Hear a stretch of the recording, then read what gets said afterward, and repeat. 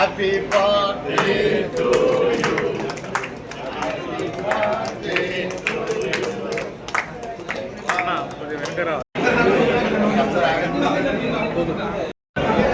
Okay.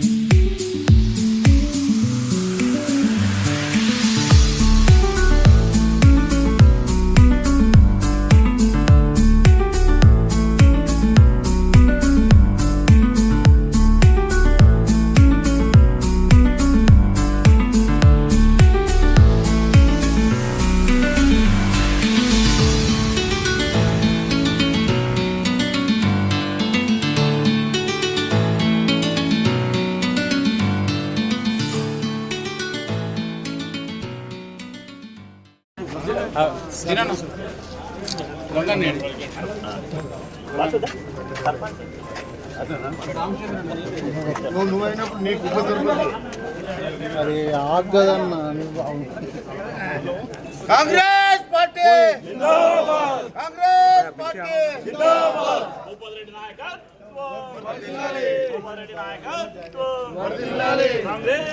Party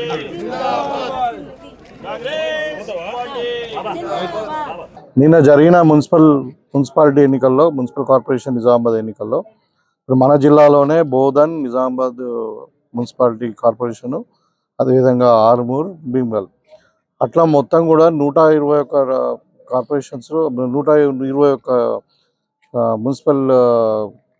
municipalities తర్వాత 7 corporations ఇవన్నిట్లో కూడా ఇవాళ కాంగ్రెస్ పార్టీ విజయకేతనం ఎగరబోతా ఉంది.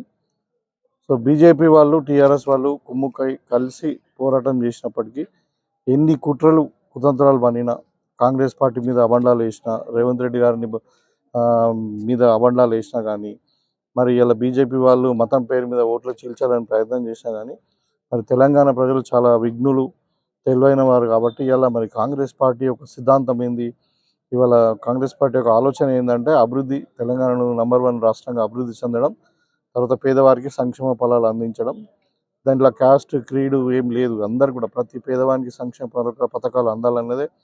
దాంతోపాటు శాంతి భద్రతలు మరి ప్రజాస్వామ్యం వెరువిలాలని ఏదైతే రేవంత్ రెడ్డి గారి విజన్ ఉందో దానికి వల్ల తెలంగాణ ప్రజలు టోటల్గా పట్టం కట్టబోతా ఉన్నాం.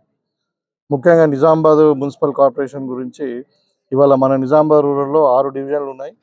6 డివిజన్లు 6 మనం గెలవబోతా ఉన్నాం. ఇవాళ మరి కాంగ్రెస్ పార్టీ మేయరు గెలుచుకోవడం అన్నది తథ్యం. నిన్న చూసాం మనం అక్కడ లోకల్గా ఎన్నికైనటువంటి ఎంపీ అరవింద్ వాళ్ళ క్యాడరు, వాళ్ళు మాట్లాడిన తీరు, వాళ్ళ యొక్క విద్వేషము, వాళ్ళ యొక్క అరాచకత్వం మొత్తం పోలీసు వాళ్ళ మీదనే.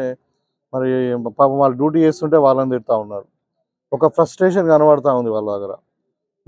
వాళ్ళు ఎందుకంటే వాళ్ళు ఏం చేయలే, గత 7 సంవత్సరాల నుండి అరవింద్ గారు ఏం చేయలేదు, 12 సంవత్సరాల నుండి ఉన్నటువంటి మోడీ ప్రభుత్వం మనకు ఏం చేయలేదు. ఇవాళ ఇంకా మనకు తెలంగాణ పైన, తెలంగాణ ప్రజల పైన తీవ్రమైన వివక్ష చూపిస్తూ ఉన్నారు. తెలంగాణ అభివృద్ధిని అడ్డుకోవడంలో బీజేపీ వాళ్ళు ఇవాళ ముందున్నారు. వీళ్ళకేమో మరి ప్రజలు ఓట్లేసి ఢిల్లీకి పంపించి మా తరఫున కొట్లాడ ప్రభుత్వంతో పోరాటం చేసి మరి తెలంగాణకు నిధులు తెస్తారేమో అని అనుకుంటే ఇంకా వచ్చే నిధులు ఆపుతూ మరి ఇంకా తెలంగాణ అభివృద్ధిని అడ్డుకుంటున్నారు. మళ్ళీ ఇంకా రెచ్చగొట్టే మాటలు మాట్లాడము, రెచ్చగొట్టడము, మరి ముఖ్యమంత్రి గారు అని చూడకుండా కూడా ఇష్టం ఉన్న లాంగ్వేజ్లో మాట్లాడడం అన్నది మరి ఏ భారతీయ సంస్కృతి అది వాళ్ళకే తెలియాలి. మరి అది ఒక ఎన్నికైన ప్రజాప్రతినిధి, ఒక ఎంపీ, ఒక ముఖ్యమంత్రిని పట్టుకొని వాడు వీడు ఇంకా వేరే లాంగ్వేజ్ వాడడం అన్నది చాలా హేనీయం. ఇది తీవ్రంగా ఖండిస్తూ ఉన్నాం. మేము మాట్లాడలేక కాదు, అంతకంటే ఎక్కువ మాట్లాడగలుగుతాం. కాకపోతే మాకు ఒక సంస్కృతి ఉంది, మాకు ఒక విధానము. మేము అంటే ఎందుకంటే ప్రజాప్రతినిధులను గౌరవించాలి, ప్రజలను గౌరవించాలనేదే కాంగ్రెస్ పార్టీ యొక్క సిద్ధాంతం. కాబట్టి పిచ్చుకుక్కలాగా కొడుతూ ఉంటే అదొక లాంగ్వేజ్ ఎట్లా ఉందంటే ఇక అది ఘోరంగా ఉంది. దాన్ని ప్రజలు గమనిస్తూ ఉన్నారు. వీళ్ళు చేసేది ఏం లేదు కానీ ఇండివిజువల్గా టార్గెట్ చేసి ఏదో తిట్టి చేసి ఏదో ప్రజలను రెచ్చగొట్టే ప్లాన్ చేస్తూ ఉన్నారని ప్రజలకు అర్థమైంది. కాబట్టి ఇవాళ మనకు నిజామాబాద్ మున్సిపాలిటీలో వాళ్ళకి బుద్ధి చెప్పబోతాం. కాంగ్రెస్ చేస్తున్నటువంటి అభివృద్ధి తర్వాత సంక్షేమం ఇవి 2 ప్రధాన. మూడవది ఏంటంటే ప్రజాస్వామ్యము, స్వేచ్ఛ, ఒక అంటే పార్లమెంటరీ విధానంతో మనము ప్రజాస్వామ్యాన్ని అందరు కూడా గౌరవించడం అన్నది ప్రజల హక్కుగా చేస్తూ కాంగ్రెస్ పార్టీ ఏదైతే ఇలా మనము అంటే ఇందిరమ్మ ప్రజాపాలన జరుగుతూ ఉందో దాని ఆకర్షితులై మరి చాలామంది ప్రజాప్రతినిధులు ఇండిపెండెంట్గా గెలిచిన వాళ్ళందరూ కూడా చాలామంది టీఆర్ఎస్ వాళ్ళు, బీజేపీ వాళ్ళు ఇవాళ పెద్ద ఎత్తున కాంగ్రెస్ పార్టీలో జాయిన్ అవుతా ఉన్నా. మీరు చూసిన గత 45 రోజుల నుండి ఎన్నికైనప్పటి నుండి మేమే 70-80% గెలిచాము. మిగిలిన వాళ్ళు కూడా అందరూ కూడా మాతో కలిసి పనిచేయడానికి సిద్ధంగా ఉన్నారు. ఇవాళ ముఖ్యంగా గన్పూర్ ఒక సర్పంచ్, గ్రామ సర్పంచ్ ప్రథమ పౌరుడు తమ్ముడు కిరణ్ గారు, అదేవిధంగా ఉప సర్పంచ్ బాబా గారు, వీళ్ళు మరి కాంగ్రెస్ పార్టీ యొక్క సిద్ధాంతాలు నచ్చి మరి కాంగ్రెస్ పార్టీ తరఫున నేను ఎమ్మెల్యేగా చేస్తున్న అభివృద్ధి నచ్చి మరి ఆకర్షితులై వాళ్ళు మీతో కలిసి పనిచేస్తామని చెప్పి కాంగ్రెస్ పార్టీలో చేరడం జరిగింది. వాళ్ళకు హృదయపూర్వకంగా నేను ఆహ్వానిస్తూ మరి తప్పకుండా గన్పూర్ గ్రామానికి గత 2 సంవత్సరాల్లో చాలా ఫండ్స్ తేవడం జరిగింది. ఇంకా ఏ సమస్య ఉన్నా కానీ గన్పూర్ గ్రామాన్ని ముందుంచి మరి అన్ని విధాలుగా ఇక్కడ ఉన్నటువంటి సమస్యలను తీర్చడానికి మరి గ్రామ సర్పంచ్తో పాటు ఉప సర్పంచ్ కార్యవర్గంతో పాటు మేము పూర్తి సహకారం అందిస్తామని చెప్పి కోరుతున్నాం. నా పుట్టినరోజు సందర్భంగా మరి నడిపల్లి గ్రామంలోని శివాలయంలో దర్శనం చేసుకుని దేవుని యొక్క దీవెనలు తీసుకుని, ఎందుకంటే శంకరుడు మా ఇంటి దేవుడు కాబట్టి మరి శంకరుని యొక్క ఆశీస్సులు పొందాలని చెప్పి దేవుని దర్శనం చేసుకుని మరి ఇక్కడ మన దీచిపల్లి ఏరియా హాస్పిటల్ ప్రైమరీ హెల్త్ సెంటర్కి రావడం జరిగింది. ఇక్కడ మరి బ్లడ్ డొనేషన్ క్యాంపు మరి పండ్ల పంపిణీ అంతా కూడా చేశారు. ఈరోజు నాకు శుభాకాంక్షలు ఇచ్చి మరి నన్ను దీవించినటువంటి మా కాంగ్రెస్ శ్రేణులందరూ కూడా పేరు పేరున ధన్యవాదాలు తెలియజేసుకుంటూ, మరి వాళ్ళందరూ కూడా కోరుకుంటున్నారు నేను ఆయుష్ ఆరోగ్యాలతో ఉండాలని, మరి ఇంకా ప్రజలకు సేవ చేయాలని కోరుకుంటున్నారు. కాబట్టి వాళ్ళ అభిమానానికి తర్వాత వాళ్ళ యొక్క ఏదైతే ఆలోచన ఉందో దానికి తగ్గట్టుగా తప్పకుండా మరి ప్రజలకు అందుబాటులో ఉండి నా శాయశక్తులు అందరు కూడా సేవ చేస్తానని చెప్పి, మన నియోజకవర్గాన్ని అభివృద్ధి చేయడంలో పూర్తి స్థాయిలో కష్టపడతానని చెప్పి ఈ సందర్భంగా తెలియజేస్తాం.